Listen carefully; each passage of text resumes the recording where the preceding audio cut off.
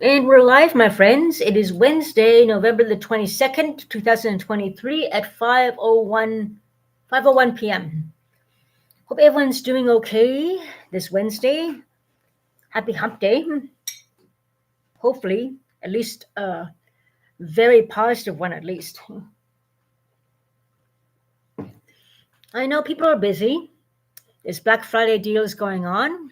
People are doing the Christmas shopping and so forth. And Christmas parties are just starting to begin. I have even attended a Christmas party on the 18th, actually, of this Saturday at the Shaw Center in Ottawa with a friend. It was a buffet style like meals. There was family dancing. There were fun and games for the kiddies. And there were draws for everyone in the family. It was really a good time, and it was really good to see people who recognized me, who remember me selling necklaces at their offices. Hello, Dave and Bangor. Hopefully my audio's okay. Can you hear me this time? There's been some technical difficulties before. So hopefully things are going to be okay now. Unfortunately, despite all the frenzy of Black Friday and the approaching Christmas holidays coming up, good, sound good. Things are not all very merry for a lot of people, including myself. I'm just wearing the sweater my now ex gave me, which belongs to his girlfriend, his secret girlfriend, lover. Anyways, I said when he gave me this sweater at his place, I said, it's not my sweater. Apparently, this is her sweater, and he gave it to me. It's a little big on me, but this is his secret girlfriend's sweater, apparently. After catching him with her, with my friend and I caught him, and the cat is out of the bag. So, anyways, that's that. And to make matters worse, he told me that he was going to celebrate my birthday. He was saving money to do something special for me. And then he mysteriously disappears without a trace. Now, I always suspected he had an affair. As you guys may remember, this was at his place as conditioner. I use a bit of it now. He gave it to me. It was only about that full. Well, that full. And he claims he got the mission, which makes no sense. And he is fragrance in it. He cannot tolerate fragrance. He has slight allergy and sensitivity to fragrance. So this obviously was left at his place from his the person he's having an affair with. Well, the cat's out of the bag, and now we know what she looks like. And there's probably her sweater. The cat's out of the bag. So all my suspicions before of him cheating on me, 100% true. Besides his crack rebound, his relapses with crack, he has his affair with this person. So this guy, Roger Beezer, is not a good guy at all. He's a liar, he's a cheater, he's a womanizer, he's a crackhead, and definitely 100% a thief as well. But anyways, yeah, that's that. Tout fini. Plus a violent dark side to him as well. I don't want to talk about that right now, but it is what it is, and the truth is the truth. So anyways, there are other people who are going through a hard time this Christmas time too. Like I said, things are not very merry. Besides me and the assaults I've been through and the escalating violence toward me, which, I don't know how many assaults I've been through now already. It's unbelievable. The threats and so forth. It's just unbelievable. But yeah, the trauma is not a good thing. But it's not just about me. The OD crisis still is very much alive and still escalating as well. My friend lost 3 friends in a few days apart in a certain area downtown. All 3 of them died of OD just in a few days of each other. And it's just terrible. All these people are very young. Anybody who does the crack, even smoking weed, get these ODs. What next? People smoking cigarettes are going to get it? Thank God I don't smoke cigarettes or do that junk. Yeah, I love my beer. Once in a while, every few months, once a month, I like my red wine. The hard drinks I cannot handle. Not anymore. This past Monday, I hurt my knees falling down. I'm proud of myself because it proves I'm not so addicted to alcohol anymore. I had 2 beers, went out and joined these people outside downtown. I had maybe about 4 little sips of Crown Royale that he was offering everybody. I got drunk and I fell down on my knees. Then I fell down again walking home in the dark spot, walking home when no lights are. I fell down and hit my knees again. Hence my knee pain. Now, even though I had only a few swigs of the Royal Crown, and I got messed up like that, in my opinion, that's a good sign. If I get drunk on a few swigs of Crown Royale, that means alcohol is mainly out of my system. I'm not going through the cravings of it. I'm not experiencing withdrawal too much. And yeah, that's a good thing for me. Compared to last year where I had a whole bottle of vodka, I just had a slight hangover. To the other bottle of vodka I had about a few weeks ago, I got very, very, very sick. And then a few swigs of Crown Royale, I get messed up. I'm glad that alcohol is mainly out of my system. So I'm working hard, which is really good. Me, my body's not addicted to it. I'm not going through withdrawal. Good for me. I'm very happy with myself. But the OD crisis downtown is really bad. Suicide rates are going to go up too. Even early on, I almost broke down crying at the resource center, the safe spot I usually go to. I was just stressed out about the assaults. I was stressed out about Roger abandoning me before my birthday after promising me to take me out to do something special. And then he assaulted me on top of that as well when I confronted him about the other woman. Then he shoved me and had to go to hospital and everything. He didn't hit me or anything. I just got shoved. I don't know how long I was out, but I have no idea. But I had to go to hospital. The back of my neck still kind of hurts a bit. Still strained. And a bit of pin and needle, not all the time, maybe 2-3 times. Right around here to here. But today is better. I'm doing some stretching exercises.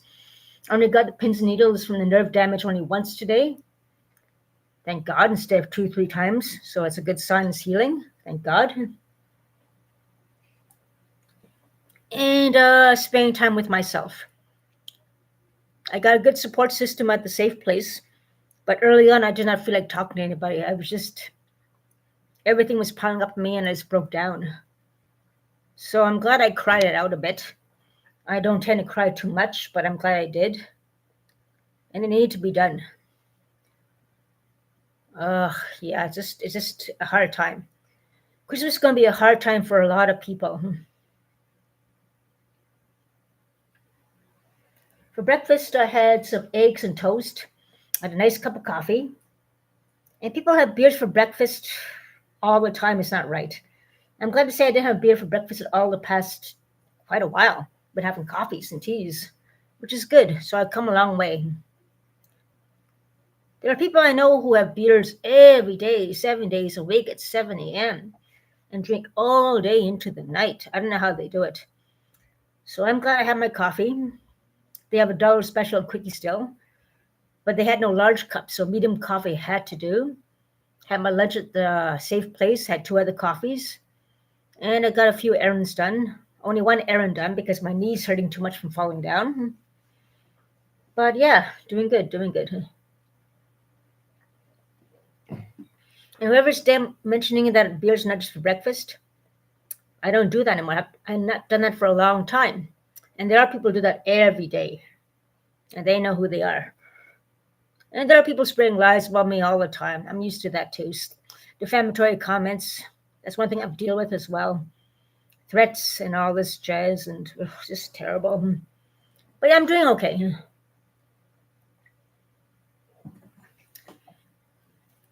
Yeah, the conditioner, her sweater, promises to be with me and then two-time me all along.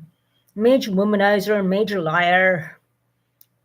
Definitely a record of violence, not a really nice guy.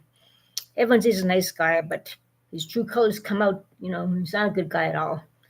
Good people don't do that to people and psychologically abuse them and lie to them and be violent to them when you confront the truth to them about infidelity. It's not right. But yeah, there's gonna be if you go around walking shopping, you go outside the mall. If you see someone looking sad or whatever, all that, give them some kind of hope. Just say hi to them. Are you okay? Maybe maybe they took something and they could be overdosing. But on the other side, on the flip side, you got to be careful about approaching someone unconscious.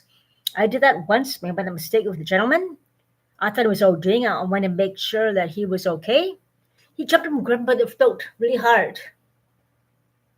So the best thing to do is to call 911 if you have a phone, or run over to somebody with a phone, or get security or something to check them out. You never know how they might react. That's the thing. Yeah. Homelessness is really a big, big, big epidemic as well. There are more and more people homeless. There's more drug use.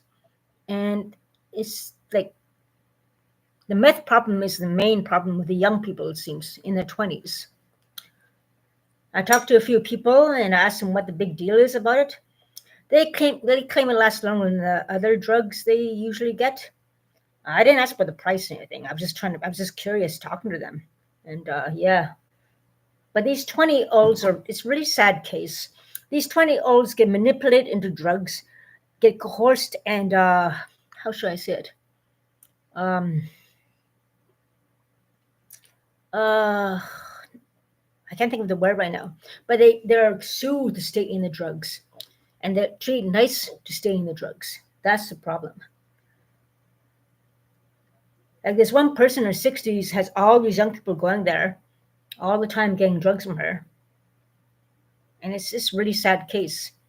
Why are all these young people going over to see this known drug person on drugs and so forth? Who knows? I don't know. She was all messed up in the hallway at 4 a.m. A few nights ago. And I heard her either she was talking to the phone or talking to herself. I heard echo in the hallway near my door. And she was slurring her words, and she didn't even laugh. She couldn't even laugh like she normally does. She made a weird sound like that.